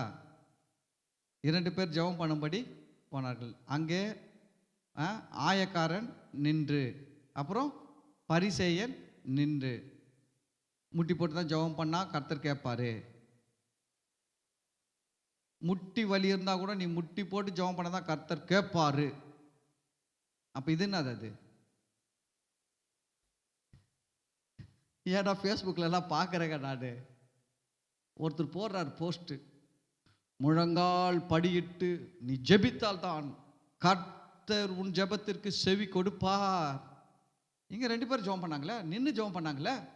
ஆயக்காரனும் நின்று ஜெபிக்கிறான், பரிசேயனும் நின்று ஜெபிக்கிறான். எதனா எடுத்துக்குது. நீங்கள் முட்டி போட்டு ஜெபம் பண்ண தப்பு கிடையாது. நீங்கள் முட்டி போட்டு ஜெபம் பண்ணக்கூடாதுன்னு சொல்லலை நான். உங்களுக்கு எப்படி தோணுதோ பண்ணுங்க. ஆனால் சும்மா மற்றவனை போய் குத்தாதீங்க. நீங்கள் ஒன்று பண்ணிவிட்டு மற்றவனை போய் இப்படி தான் செய்யணும்னு குத்தக்கூடாது. உனக்கு முட்டி போட்டு பண்ணனா பண்ணு, முட்டி போட்டு தான் பைபிள் படிக்க பண்ணா படிச்சிக்கோ, இல்லை உப்பு கொட்டிட்டு முட்டி போட்டுட்டு ஜெபம் பண்ண போனால் பண்ணிக்கோ, எனக்கு எந்த பிரச்சனையும் இல்லை. ஆனால் நீ செஞ்சுட்டு இன்னொருத்தனை போய் இப்படி செஞ்சால் தான் கர்த்தர் கேட்பார், அப்படி செஞ்சால் தான் கர்த்தர் செய்வார், அப்போ தான் கர்த்தர் உங்ககிட்ட வருவார், பார்ப்பார், செய்வார், இதெல்லாம் சொல்லாதன்ற. உனக்கு முட்டி போட்டால் சத்து இருந்தால் முட்டி போட்டு ஜெபம் பண்ணு. இன்னும் நிறைய சத்து இருந்தால் உப்பு கொட்டிட்டு முட்டி போட்டு ஜெபம் பண்ணு. முட்டியில் ரத்தம் வரட்டும். எலும்புல கூட போய் குத்துட்டோம் உப்பு, நாளைக்கு டாக்டர் கூட மாவு கட்டு போட்டு விட்டோம், எதனா பண்ணிக்கிட்டோம். ஆனால் பாருங்கள், சில பேர் இதெல்லாம் சொல்கிறாங்கங்க. நான் அதுக்கு தான் சொல்கிறேன். எது சொல்கிறேன்னா, சில பேர் நீ முழங்கால் படிட்டு ஜெபித்தால் தான் கர்த்தர் உன் ஜெபத்தை கேட்பார், உன் ஜெபத்திற்கு பதில் கொடுப்பார், இல்லாமல் எப்படி? இது எப்படி? பரிசேயன் நின்று ஜெபிக்கிறான், ஆயக்காரன் நின்று ஜெபிக்கிறான். அவங்க எப்படி ஜெபிக்கிறாங்களா? நின்று ஜெபிக்கிறாங்க. கர்த்தர் அதை கேட்டாரா கேட்கலையா? கேட்டார், பதில் கொடுத்தாரு, அதையும் பேசுகிறாரு. இதை தான் பேசுகிறார். 2 பேர் ஜெபிக்கிறான். நின்று பேர் ஜெபம் பண்ணாலும் ஒருத்தர் பெருமையில் ஜெபிக்கிறான், ஒருத்தர் தாழ்மையோடு ஜெபிக்கிறான். அப்போ ஜெபம் பண்ணும்போது கூட கவனிங்க, எப்பவுமே ஜெபம் பண்ணும்போது நம்ம கண்ணு மூடி, பரலோக பிதாவே உங்கள் சமூகத்தில் இயேசு கிறிஸ்துவின் நாமத்தில் வருகிறேன் சொல்லிட்டு தான் நம்ம ஜெபத்தையே ஸ்டார்ட் பண்ணணும். எப்போ ஜெபம் பண்ணாலும் எப்படி ஸ்டார்ட் பண்ணணும்? முதல்ல பரலோக பிதாவே உம்முடைய சமூகத்தில் இயேசு கிறிஸ்துவின் நாமத்தில் வருகிறேன். அப்போ நீங்கள் என்னை தாழ்த்தி வருகிறேன்னு சொல்லலாம், ஆண்டவரே உம்முடைய பிள்ளையாகி நான் வருகிறேன்னு சொல்லலாம், அது உங்கள் விருப்பம். புரியுதுங்களா? அப்போது ஆனால் ஸ்டார்ட் பண்ணும்போது இயேசுவின் நாமத்தில் பிதாவை நோக்கி ஜெபிக்கணும். அது ரொம்ப முக்கியம். அதை கற்றுக்கணும் நம்ம. அப்போது ஜெபிக்கணும். இப்போ இவங்க 2 பேர் ஜெபிக்கிறாங்க. பரிசேயனும் ஜெபிக்கிறான், ஆயக்காரனும் ஜெபிக்கிறான். ஒருத்தர் ரொம்ப பெருமையாக ஜெபிக்கிறான். என்ன பெருமைன்னா, அவன் செஞ்சதெல்லாம் பெருமையாக பேசினுக்கிறான். எதை பேசினுக்கிறான்? அவன் அதெல்லாம் படித்து பாருங்க. அவன் சொல்கிறான், ஆண்டவரே நான் வாரத்துக்கு 2 தடவை உபவாசிக்கிறேன். வாரத்தில் 2 தடவை உபவாசிக்கிறான்னு சொன்னால் நீங்கள் எல்லாம் என்ன சொல்லுவோம்? ஒரு விசுவாசி வந்து நான் வாரத்தில் 2 நாள் உபவாசம் இருக்கிறேம்மா, நம்ம என்ன சொல்லுவோம்? சூப்பர் சொல்லுவோமா? சொல்ல மாட்டோம்னா? கண்டிப்பாக சூப்பர் தான், தப்பு கிடையாது. வாரத்தில் 2 நாள் உபவாசிக்கிறாங்கன்னா சந்தோஷமான காரியம், நல்ல காரியம். 2 தடவை உபவாசிக்கிறேன், எல்லாத்திலையும் தசமபாகம் கொடுக்குறேன். அவன் சொல்கிறான் எல்லாவற்றிலும் கரெக்டாக, அவன் தசமபாகம் கரெக்டாக கொடுக்குறான். போனஸில் கூட தசமபாகம் கொடுக்குறான். கிறிஸ்தவர்கள் சேலரியில் தசமபாகம் கொடுப்பாங்க, போனஸில் கொடுக்க மாட்டாங்க. அவன் எல்லாவற்றிலும் அவன் சொல்கிறான் பாருங்க, எல்லாவற்றிலும் தசமபாகம் கொடுக்குறேன். ஓகே, நல்ல காரியம்தான், அதெல்லாம் கெட்ட காரியம் கிடையாது, நல்ல காரியம்தான். ஆனால் அவன் அடுத்தது ஒன்று என்ன பண்ணிட்டான்னா, இதெல்லாம் செஞ்சுட்டு அதான் சொல்லும் பார்த்தீங்களா, நான் சொன்ன பாருங்க, உங்ககிட்ட இருக்கிறத வச்சு நீங்கள் சந்தோஷப்படுங்க, பெருமைப்படக்கூடாது, மற்றவனை கேவலமாக நினைக்கக்கூடாது. அது ரொம்ப முக்கியம். அவன் என்ன பண்ண, இதெல்லாம் செஞ்சான், கர்த்தருக்காக நல்ல காரியம்தான். உபவாசம் இருக்கிறது, பைபிள் படிக்கிறது, ஜெபம் பண்ணுவது, புரியுதுங்களா? அதே போல் தசமாகம் கொடுக்குறது, இதெல்லாம் நல்ல காரியம்தான். செஞ்சுட்டு அவன் என்ன பண்ணிட்டான்னா, பக்கத்தில் இருக்கிற அந்த ஆயக்காரன் ஜெபம் பண்ணதை பார்த்துட்டு அவனை பார்த்து சொல்லிட்டான், ஆண்டவரே இதுக்காக நன்றி சொல்றது மட்டும் கிடையாது, ஏதோ இவனை போல இல்லை, இந்த படுபாவி போல நான் இல்லை, நான் எல்லாத்திலும் ஒழுங்காக ஜெபம் பண்ணுறேன். இந்த படுபாவி இருக்கிறான் பார்த்தியா, இவன் ஒழுங்காக உபவாசமே இருக்கிறது இல்லை. இவன் யார் இல்லை, இவன் என்ன பண்ணுறது இல்லை, இவன் வாரத்தில் 1 நாள் கூட உபவாசம் இருக்குது இல்லை ஆண்டவரே, இவன் தசமபாகம் ஒழுங்காக கொடுக்குறது இல்லை ஆண்டவரே, நான் ஒழுங்காக ஜெபம் பண்ணுறேன், இவன் ஒழுங்காகவே ஜெபம் பண்ண மாட்டான், நான் ரெகுலராக ஜெபம் பண்ணுறேன், வாரத்தில் 7 நாள் தவறாமல் ஜெபம் பண்ணுறேன். ஆனால் இந்த பாவி இருக்கான் பார்த்தீங்களா, இந்த பாவி ஜெபமே பண்ணுறது இல்லை அப்படின்னு சொன்ன உடனே ஆண்டவர் கோபம் வந்துடுச்சு. ஏன்னா நியாயம் தீர்க்கிற உரிமை யாருக்கு தான் இருக்குது தெரியுங்களா? கர்த்தருக்கு தான் இருக்குது. இவன் சொன்ன உடனே, இந்த பாவி ஜெபம் பண்ணுறது இல்லை, இவரை போல நான் இல்லை, அதனால உமக்கு நன்றின்னு சொன்னான். என்ன சொன்னா கவனிங்க, இந்த ஆயக்காரனை போல இராததினால் உமக்கு ஸ்தோத்திரம் செலுத்துகிறேன் அப்படின்னா. ஆனால் ஆண்டவர் சொல்றாரு, இவனுக்கு ஒன்றுமே கிடைக்கல, இவன் பண்ண ஜபத்துக்கு இவனுக்கு என்ன பண்ணல, ஒன்றுமே கிடைக்கல. ஆனால் அந்த ஆயக்காரன் தூரத்தில் நின்று அவங்ககிட்ட ஒன்றும் இல்லை. அவன் சொல்கிறான், மார்பிளாச்சின்னு பாவியாகி என்மேல் கிருபையாயிரும், கிருபையை தான் கேட்டான். இவர் சொல்கிறாரு, அவனை நீதிமானாவே ஆக்கிட்டேன் போயா. கிருபையை கேட்டவனுக்கு என்ன கொடுத்துட்டாரு? இவன் வாரத்தில் 2 நாள் உபவாசம் இருந்து நீதிமான் ஆகல, தசம பாகம்லாம் கொடுத்து நீதிமான் ஆகல, எல்லா ஜபமும் ஒழுங்காக பண்ணி நீதிமான் ஆகல. ஏன்னா பெருமை. எல்லாம் பண்ணா நல்ல காரியம்தான், ஆனால் கூடவே என்ன இருக்குது? அப்போ தேவனுக்கு பெருமை பிடிக்காது. தேவனுக்கு என்ன பிடிக்காது? பெருமை பிடிக்கவும் பிடிக்காது. எல்லாம் பண்ணான், எல்லாம் தான் பண்ணான், ஆனால் கூடவே என்ன இருக்குது? இவங்ககிட்ட பெருமை இருக்குதுங்க, பெருமையை வச்சுன்னு இருக்கிறான். ஆனால் அவன்கிட்ட வந்து ஒன்றுமே கிடையாது, பெருமை இல்லை. ஆனால் தேவன் அவன் தோளில் போய் கை போட்டாரு. அவன் தோளில் போய் என்ன பண்ணிட்டாரு? கையை போட்டாரு. பா நான் சொல்கிறையா, நீ நீதிமானியா போயா. இப்போ அவன்கிட்ட அவனுக்கு தெரியல. அவசரம் சொல்லுது, இவன் அல்ல, அவன் தான் நீதிமானாய் மாற்றப்பட்டான். யார் தூரத்தில் நின்று பரிசேயன் சொன்ன பார்த்தீங்களா, அவன் தான் நீதிமான். அந்த வசனம் படிக்கிறேன் பாருங்க. அவன் அல்ல, யாரு? அவன் அல்லன்னா யாரு? முதல்ல ஜெபம் பண்ணிட்டு போனா பாருங்க, அவன் அல்ல. 2ஆம் ஜெபம் பண்ணான பாருங்க, பாவியாகி என்மேல் கிருபையாருன்ட்டு அவனை சொல்றாரு, இவனே நீதிமானாக்கப்பட்டவனாய் தன் வீட்டுக்கு திரும்பி போனான் என்று உங்களுக்கு சொல்லுகிறேன். ஏனெனில் தன்னை உயர்த்துகிறவன் எவனும் தாழ்த்தப்படுவான், தன்னை தாழ்த்துகிறவன் உயர்த்தப்படுவான். அல்லேலூயா, அல்லேலூயா. அப்போ இவங்கிட்ட பாவம் இல்லையா? இந்த ஆயக்காரன்கிட்ட எந்த தப்பும் இல்லையா? எந்த குற்றமும் இல்லையா? இவன் என்ன அவ்வளோ பர்ஃபெக்டான ஆளா ஆயக்காரனே? எப்படி நீதிமானா மாத்தினாரு? கிருபை வந்துச்சுன்னு வச்சுக்கோங்களேன். உங்ககிட்ட இருக்கிறதெல்லாம் ஆண்டவர் பூத கண்ணாடி வச்சு பார்த்துட்டு இருக்க மாட்டாரு. பூத கண்ணாடி வச்சு பார்த்து அந்த வெள்ளை படுவில் சின்னதாக ஒரு கருப்பு புள்ளி இருக்குது, அதனால உனக்கு கிருபை கிடையாது போ அப்படின்னு சொல்ல மாட்டாரு. ஆண்டவர் பூத கண்ணாடி வச்சே பார்க்க மாட்டாருங்க. கிருபைன்றது வந்துச்சுன்னு வச்சுக்கோங்க, கிருபையை கொடுக்கணும்னு முடிவு பண்ணிட்டாருன்னா ஆண்டவர் என்ன பார்க்க மாட்டாரு? ஆயக்காரனா, வாரத்தில் 2 நாள் உபவாசம் இருந்தானா, தசமாவும் கொடுத்தானா, இதை செஞ்சானா அதை செஞ்சானாலாம் ஒன்றுமே பார்க்கல. கிருபைன்னு வந்துச்சுன்னு வச்சுக்கோங்களேன், எதுவும் பார்க்கறதில்ல. தோல் மேலே கையை போட்டு போ, உன் மேலே கிருபையாக இருக்கணும் போயா சொல்கிறாரு. அவன் அல்ல, முன்னாடி ஜெபம் பண்ணிட்டு போனானா அவன் அல்ல, இவன் தான். இவனே நீதிமானாக்கப்பட்டவனா தன் வீட்டுக்கு திரும்பி போனான். ரோமர் 1:17 படிங்க, போகலாம். ரோமர் 1:17 பாருங்க. விசுவாசத்தினாலே நீதிமான் பிழைப்பான் என்று எழுதியிருக்கிறபடி விசுவாசத்தினால் உண்டாகும் தேவ நீதி விசுவாசத்திற்கென்று அந்த சுவிசேஷத்தினால் வெளிப்படுத்தப்படுகிறது. இப்போ இவன் நீதிமான ஆக்குறது எப்படி நீதிமான ஆகுனா? இவன் வாரத்துக்கு 2 தடவை உபவாசம் இருந்து நீதிமான ஆகல. எல்லாம் கரெக்டா தசமாகலாம் கொடுத்து செஞ்சு நீதிமான ஆகல. எப்படி நீதிமான ஆகுனா? அவர் நீதிமான ஆக்கி விட்டார். அவர் கிருபையினால் நான் ஆக்கிட்டாரு, நீதிமான் ஆக்கிட்டாரு. இப்போ நம்மலாம் கூட நீதிமான். நம்மலாம் கூட யாரு? நீதிமான். எப்படின்னா நம்ம ஒன்றும் அவனை மாதிரி வாரத்துக்கு 2 நாள் உபவாசம் இருந்து நீதிமான் ஆகல, எல்லாம் செஞ்சு நீதிமான ஆகல. ஏசப்பா கிட்ட வந்தோம், அப்பா உங்களை தான்ப்பா நம்பி வந்திருக்கிறேன், உங்கள் கிருபையை நம்பி வந்திருக்கிறேன்ப்பா அப்படின்னும். இயேசுவை யாருன்னா பார்த்தீங்களா நீங்களாம்? இல்லை, பார்க்கல. ஆனால் அவரை ஆண்டவரா ரட்சகராக ஏற்றுக்கொண்டோம், நம்புகிறோம், இல்லை அவருக்காக வாழ்கிறோம். அதுதான் ஃபெய்த்து, அதுதான் விசுவாசம். வசனம் சொல்லுது, விசுவாசத்தினால் நீதிமான் பிழைப்பான் சொல்லிட்டு. யார் பிழைப்பானா? அந்த நீதிமான் யாருன்ட்டு பின்னாடி சொல்லுது, பிழைப்பான் என்று எழுதுகிறபடி விசுவாசத்தினால் உண்டாகும் தேவ நீதி. இந்த நம்ம நீதிமான ஆகிறதுக்கு நமக்கு என்ன கொடுக்கப்படுகிறது? தேவ நீதி. இந்த தேவ நீதி அப்படின்னா என்னன்னா, தேவன் கொடுக்கிற நீதி. தேவ நீதினா என்ன? தேவன் கொடுக்கிற நீதி. இந்த தேவன் கொடுக்கிற நீதி எப்படி கொடுக்கிறாரா? விசுவாசத்திற்கென்று அந்த சுவிசேஷத்தினாலே வெளிப்படுத்தப்படுகிறது. இந்த தேவ நீதி எப்படி வெளிப்படுத்துறாரா தேவனே? சுவிசேஷத்தினால். எந்த சுவிசேஷம்? சுவிசேஷம் என்ன?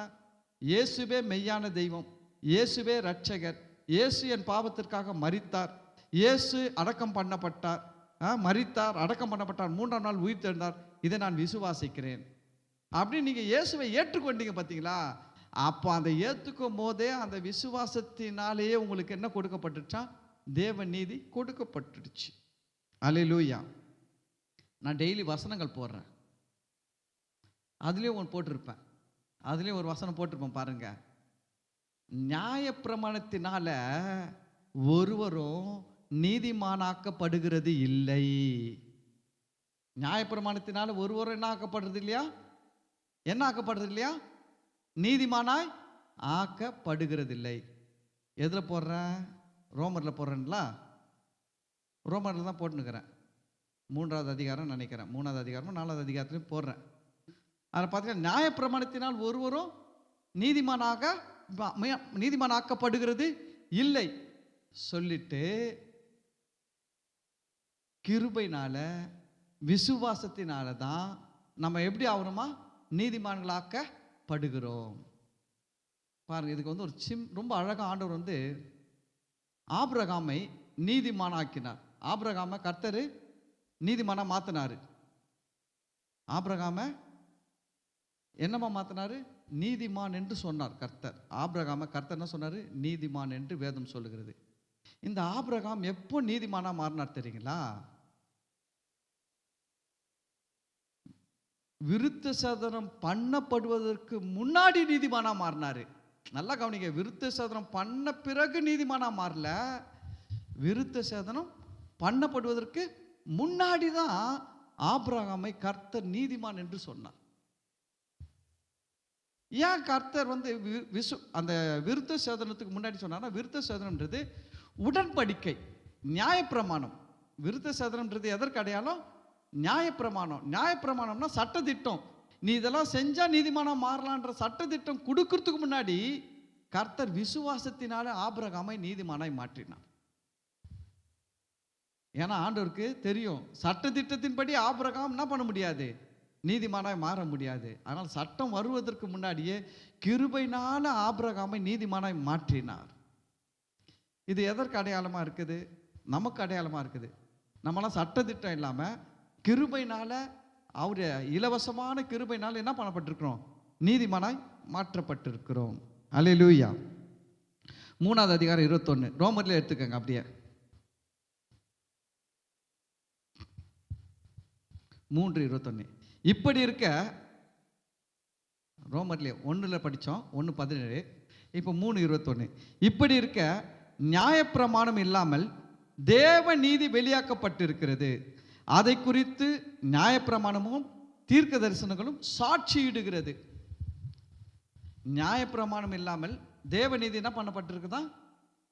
வெளியாக்கப்பட்டிருக்கிறது. எப்போ? அப்பவே. அது என்ன, எப்படி வெளியாக்கப்பட்டுச்சுன்னா, அதான் ஆபிரகாமுக்கு. ஆபிரகாம் காலத்தில் ஆபிரகாம கர்த்தர் என்ன பண்ணாரு? நீதிமானாய் மாத்தினார். எப்போ? அந்த உடன்படிக்கையின் அடையாளத்தை கொடுப்பதற்கு முன்னாடியே ஆபிரகாமை நீதிமானாய் மாற்றினார். இதுதான் வந்து நியாயப்பிரமாணங்களும் தீர்க்கதரிசனங்களும் சாட்சியிடுகிறது. அது இயேசு கிறிஸ்துவை பற்றும் விசுவாசத்தினால பலிக்கும் தேவ நீதியே. நம்மளை நீதிமானா மாத்துறது எப்படி மாத்துறாரு? தேவனுடைய நீதியை நமக்கு கொடுக்கிறார். தேவன் என்ன பண்றாரு? அவருடைய நீதியை கொடுக்கிறார். நம்ம நீதியை செஞ்சு நீதிமானா மாறல. நல்லா கவனிங்க, நம்ம நீதி செஞ்சு நீதிமானா மாறல. நம்ம நீதிமானா மாறதுக்கு அவர் என்ன கொடுக்கிறாரா? நமக்கு தேவ நீதியை கொடுக்கிறாராம். இந்த தேவ நீதியை எப்படி கொடுக்கிறாரு? வசனம் சொல்லுது, அது இயேசு கிறிஸ்துவை பற்றும் விசுவாசத்தினாலே. எப்படி கொடுக்கிறாரு? தேவ நீதி உங்களுக்கு எப்படி கொடுக்கிறாரு ஆண்டவர்? இயேசுவை நீங்க நம்புறீங்க பார்த்தீங்களா, அந்த நம்புற நம்பிக்கைக்காக உங்களுக்கு என்ன கொடுக்கிறாரா? தேவநீதியை கொடுக்கிறார். இப்போ எடுத்துக்கோங்க, அந்த பரிசேயன் நம்மளாம் ஆயக்காரங்க மாதிரி, யூதர்கள் பரிசேயர்கள் மாதிரி. நம்மளாம் யார் மாதிரி? ஆயக்காரங்க மாதிரி. யூதர் வருவான். யூதர் வந்து ஆண்டவர் சமூகத்தில் நிற்கும் போது என்ன ஜெபம் பண்ணுவான்? ஆண்டவரே, நான் ஆபிரகாமுடைய சந்ததி, மோசேயுடைய சட்டத்திட்டத்தின்படி வருகிறேன். மோசே சொன்னபடி கரெக்டாக 7வது நாள் கடைப்பிடிக்கிறேன். எல்லாம் விருத்த சாரம் பண்ணியிருக்கிறேன். பன்னிக்கறி சாப்பிட்றதில்ல, என்ன நத்தை சாப்பிட்றதில்ல, நண்டு சாப்பிட்றதில்ல, எறா சாப்பிட்றதில்ல, சொரா சாப்பிட்றதில்ல, எல்லாம் கரெக்டாக செய்கிறேன். எல்லாமே கரெக்டாக பண்ணுறேன். உபவாசம் இருக்கிறேன், எல்லாம் பண்ணுறேன்.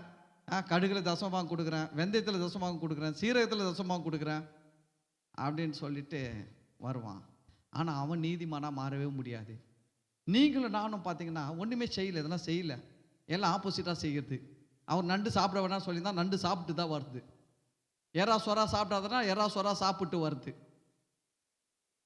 நல்லா வாரத்துக்கு 2 நாள் அது உபவாசம் இருக்கணும்னு சொன்னால் உபவாசமே இருக்கிறது கிடையாது. இத்தனை மணி நேரம் ஜெபம் பண்ண, 10 மணி நேரம் ஜெபம் பண்ண. ஒரு நாளைக்கு அங்கே பார்த்தீங்கன்னா யூதர்கள் பார்த்தீங்கன்னா அந்த ஒரு செவர் இருக்குது. சாலமோன் தேவாலயம் கட்டின இடத்துல இப்போ ஒரு செவர் மட்டும் தான் இருக்குது.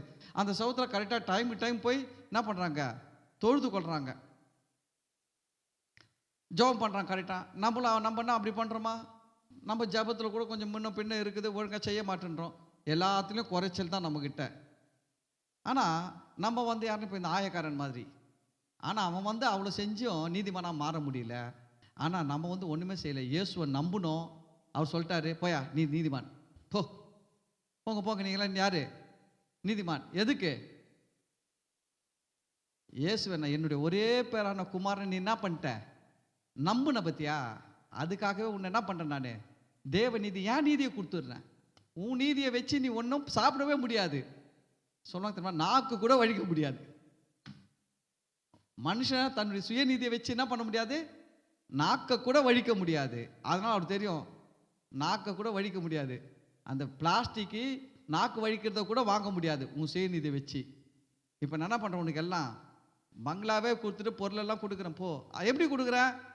அவருடைய நீதி ஏன் கொடுக்குறாரு? இயேசுவை நீ என்ன பண்ணுற தெரியுமா? நம்புற. அதுதான் வசனம் சொல்லுது. இயேசுவை கிறிஸ்துவை பற்றும் விசுவாசத்தினாலே பலிக்கும் தேவ நீதி விசுவாசிக்கிற எவர்களுக்குள்ளும் எவர்கள் மேலும் அது பலிக்கும். யார் இயேசுவை நம்பினாலும் அவங்களுக்கு கர்த்தர் என்ன கொடுக்குறார்? தேவன் தேவ நீதியை கொடுத்து விட்டார். அதனால தான் நான் சொல்றேன், நீங்களாம் நீதிமான். ஆனா நிறைய பேருக்கு இது விளங்காது. நிறைய பேர் என்ன சொல்றாங்க, உங்க சர்ச்சில் எல்லாரும் நீதிமானா? எவனை தப்பு செய்யலையா? யோ, தப்பு செஞ்சுதான் தப்பு செய்யல, இங்க பிரச்சனை இல்லை. இங்க நீதி எப்படி கொடுத்தாரு அவரு? காலைல 6 மணிலேருந்து சாயங்காலம் 6 மணி வரைக்கும் வேலை செஞ்சதுக்காக ஒருத்தனுக்கு 1000 ரூபாய் கொடுத்த மாதிரி 1 மணி நேரம் வேலை செஞ்சவனுக்கு கொடுத்துட்டாரு. கொடுத்துட்டு என்ன சொல்றாரு? என்னுடையதை என் இஷ்டப்படி செய்ய எனக்கு அதிகாரம் இல்லையா? அப்படி நம்ம உங்களை கேட்பார், அவர் கேட்பார், அவர் பேசுவார். எப்பா தம்பி இங்கே வா, நீ 4 மணி நேரம் ஜெபம் பண்ணு, 5 மணி நேரம் ஜெபம் பண்ணு, நீ ஜெபம் பண்ணதுக்கு ஏற்றது கேட்ட. அவன் அப்படி கேட்கல. அவன் சொன்னான், எனக்கு கொடுங்க ஆண்டவரேன்னு கேட்டான். எப்படிப்பா கொடுக்கணும்னு கேட்டேன். ஏதோ உங்களுக்கு ஏதோ கிருபைனாலும் கொடுங்கன்னு சொன்னான். என் கிருபைனாலும் நான் என்ன கொடுக்குறேன் அவனுக்கு? நீ 5 மணி நேரம் ஜெபம் பண்ணி வாங்குற 1000 ரூபாவை அவனுக்கு நான் ஃப்ரீயாக கொடுத்துட்டு போகிறேன் போ. யாருன்னா கேட்க முடியுமா ஆண்டவர்கிட்ட? யாருன்னா போயிட்டு, என்ன ஆண்டவரே, நான் வாரத்துக்கு 2 தடவை உபவாசிக்கிறேன், டெய்லி 4 மணி நேரம் ஜெபம் பண்ணுறேன், நைட்டில் கண் விடுத்து ஜெபம் பண்ணுறேன், அமாவாசை ஜெபம் பண்ணுறேன், ஆடி ஜெபம் பண்ணுறேன், எல்லாம் ஜெபம் பண்ணுறேன், எனக்கு கொடுக்க மாட்டேன்றீங்க, அவன் ஒன்றுமே பண்ணலாம், அவனுக்கு கொடுத்துட்டீங்க, எப்படி கொடுக்கலாம்? யாருன்னா போய் ஆண்டவர்கிட்ட கேட்க முடியுமா? அப்படி கேட்டாங்கன்னா அவங்ககிட்ட இருக்குதும் போயிடும். கேட்டா இருக்கிறதும் போயிடுங்க, இருக்கிறத போயிடும், லாஸ் ஆகிடும். பி கேர்ஃபுல், லாஸ் ஆகிடுவீங்க. அதுக்கு தான் அவர்கிட்ட போகும்போது எப்படி போனோம்? கிருபையில் போனோம். பா நீங்கள் பார்த்து செய்யுங்க ஆண்டவரே, உங்களுடைய பார்வைக்கு நலமானபடி செய்யுங்க, அவ்வளோதான் பேசணும். அவர்கிட்ட போய் என்ன பேசணும்? உங்களுடைய பார்வைக்கு நலமானபடி செய்யுங்க. நான் கிருபையில் வந்திருக்கேன். அங்கே வசனம் சொல்லிட்டு பாருங்க, இயேசு கிறிஸ்துவை பற்றும் விசுவாசத்தினால பலிக்கும் தேவ நீதியே விசுவாசிக்கிற எவர்களுக்குள்ளும் எவர்கள் மேலும் அது பலிக்கும், வித்தியாசமே இல்லை. என்னது வித்தியாசமே இல்லைங்க? எல்லாருக்கும் தேவ நீதி கொடுத்துட்டாரு. அதுக்கடுத்து பாருங்க, எல்லாரும் பாவம் செய்து தேவ மகிமையற்றவர்களாகி, எல்லாரும் அவருக்கு முன்னாடி போய் யாரும் மார்த்தட்ட முடியாது. நான் யோகியன், நான் ரொம்ப பரிசுத்தவான், நான் ரொம்ப நீதிமான், நான் ரொம்ப உத்தமன், யாரும் மார்த்தட்ட முடியாது. அதுக்கு தான் வசனம் சொல்லுது, எல்லாரும் பாவம் செய்து எதை எழுந்துட்டாங்களாம்? தேவ மகிமை அற்றவர்களாகிட்டாங்க. இப்படிப்பட்டவங்களுக்கு அவர் என்ன பண்றார் பாருங்க, இலவசமாய் அவருடைய கிருபையினாலே கிறிஸ்து இயேசுவில் உள்ள மீட்பை கொண்டு நீதிமான்களாக்கப்படுகிறார்கள். யார் நீதிமான்களாக்கப்படுகிறார்கள்? பாவம் செய்து தேவ மகிமையை இழந்தவங்களை அவர் என்ன பண்றாரா? இலவசமாய் கிருபையை கொடுத்து நீதிமானா மாத்திடுறாரு. தேவன் பொறுமையா இருந்த முற்காலத்தில் நடந்த பாவங்களை தாம் பொறுத்து கொண்டதை குறித்து தம்முடைய நீதியை காண்பிக்கும் பொருட்டாகவும் தாம் நீதி உள்ளவரும், கவனிங்க இந்த வசனம் ரொம்ப முக்கியம், தாம் நீதி உள்ளவரும் இயேசுவினிடத்தில் விசுவாசமாய் இருக்கிறவனை நீதிமான ஆக்குகிறவருமாய் விளங்கும்படி. யாரை நீதிமானா மாத்துறாரா தேவன்? இயேசுவினிடத்தில் விசுவாசமாய் இருக்கிறவனை என்ன பண்றாரா இவரு? நீதிமானாய் விளங்கும்படி, நீதிமானாய் இருக்கிறவருமாய் விளங்கும்படி. விசுவாசமா இருக்கிறவன், இயேசு மேல விசுவாசமா இருக்கிறவன நீதிமானாய் இருக்கிறவருமாய் விளங்கும்படி இக்காலத்திலே தமது நீதியை காண்பிக்கும் பொருட்டாகவும் கிறிஸ்து இயேசுவினுடைய இரத்தத்தை பற்றும் விசுவாசத்தினால பலிக்கும் கிருபாதார பலியாக அவரையே ஏற்படுத்தினார். இயேசு கிருபாதார பலி. இயேசு என்ன பலி? கிருபாதார பலி. அப்படின்னா என்னன்னா, கிருபையின் மொத்த உருவமா பலியா இருக்கிறாரு. இயேசு ஒரு பலி, பழைய ஏற்பாட்டில் இல்லாத ஒரு பலி, கிருபாதார பலி. பழைய ஏற்பாட்டில் குற்ற நிவாரண பலி, பாவ நிவாரண பலி, எல்லா பலியும் இருக்குது.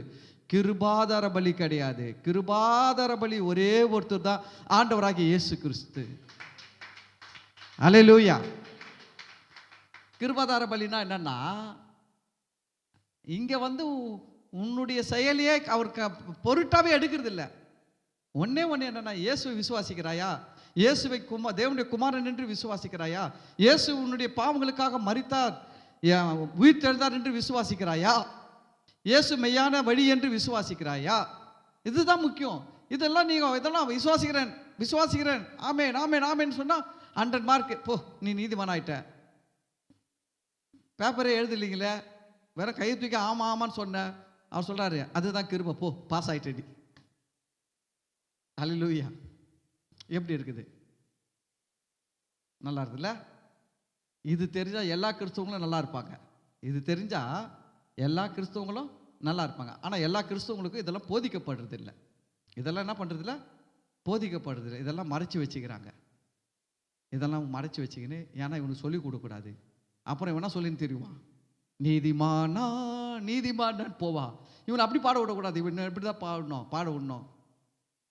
பாவியான என்னையும் அப்படியே விட வைக்கணும். இவன் எப்பவுமே எப்படிதான் நினைக்கணும், இவன் பாவினே நினைக்கணும்.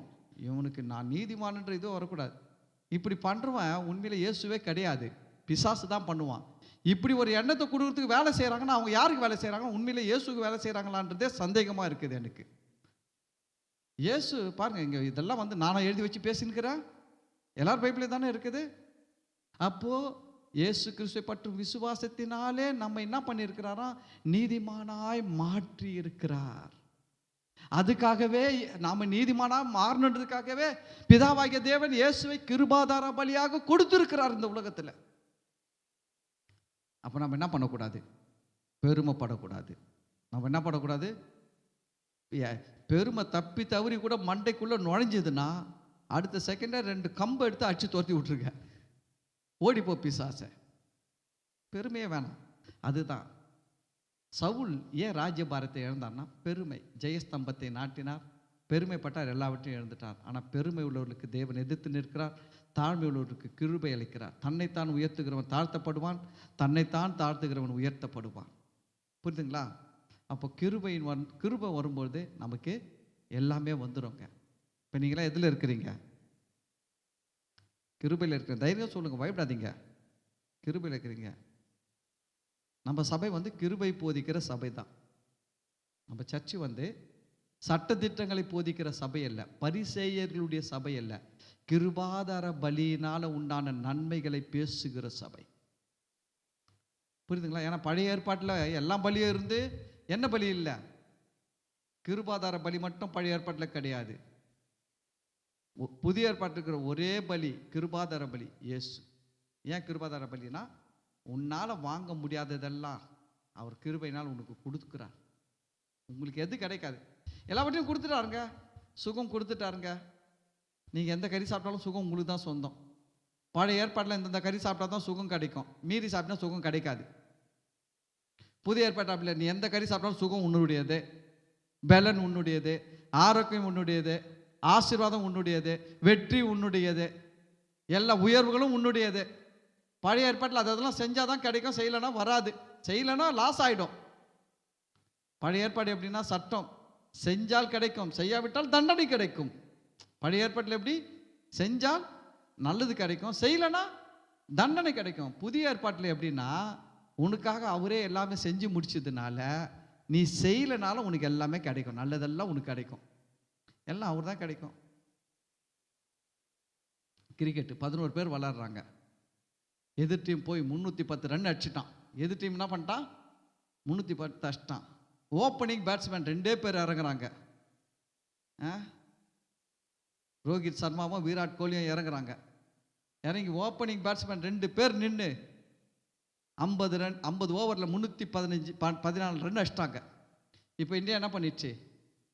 ஜெயிச்சிடுச்சு. 11 பேரும் அடிச்சாங்களா? 11 பேரும் அடிச்சாங்க இல்லை. அடிச்சது யாரு? 2 பேர் அடிச்சாங்க. ஆனால் வெற்றி யாருக்கு வந்துடுச்சு? 11 பேருக்கும் வந்துடுச்சு. எல்லாருக்கும் பைசா பங்கிட்டு கொடுத்துருவாங்க.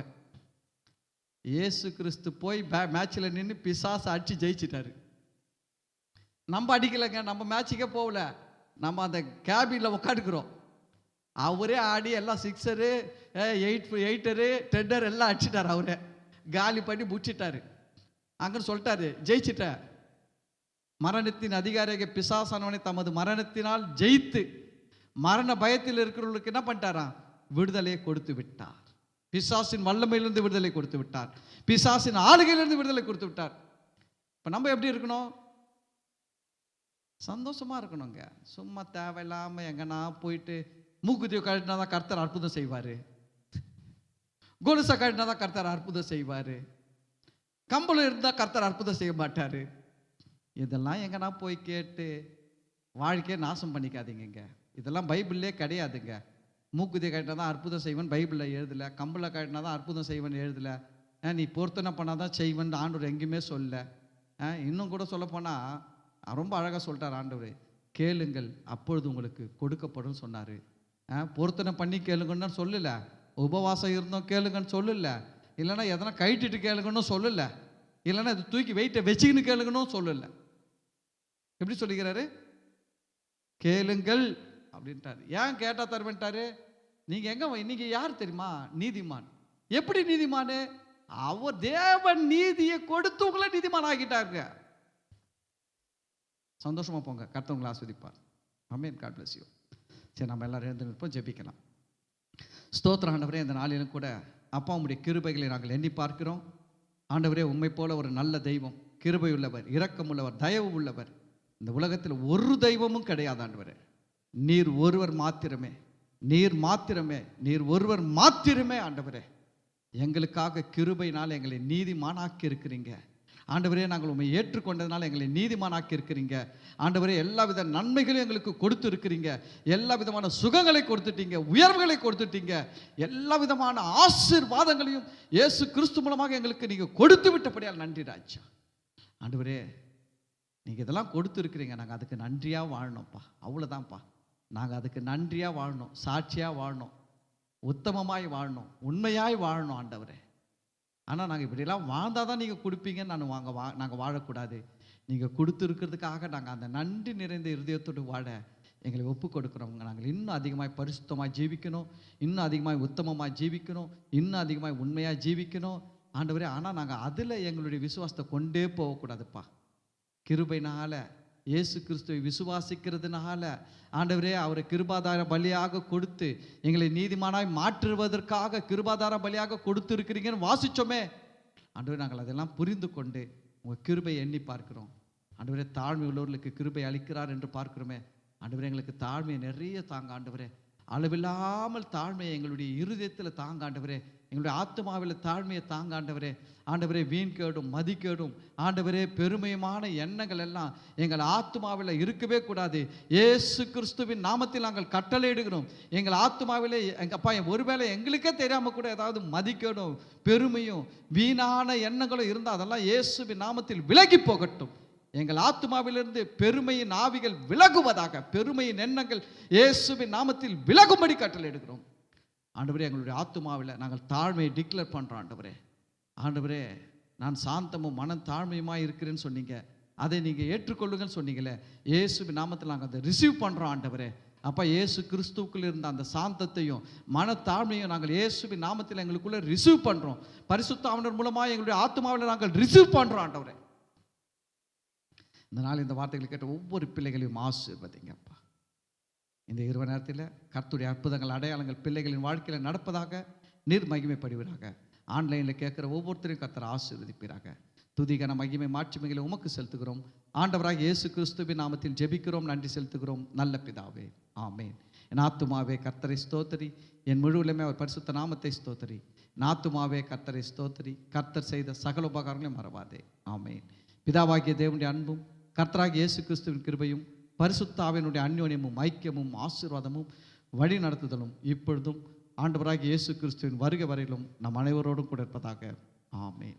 ஹல்லேலூயா, ஹல்லேலூயா, ஹல்லேலூயா. கர்த்தர் உங்கள் எல்லாரையும் ஆசீர்வதிப்பார். God bless you, God bless you, God bless you.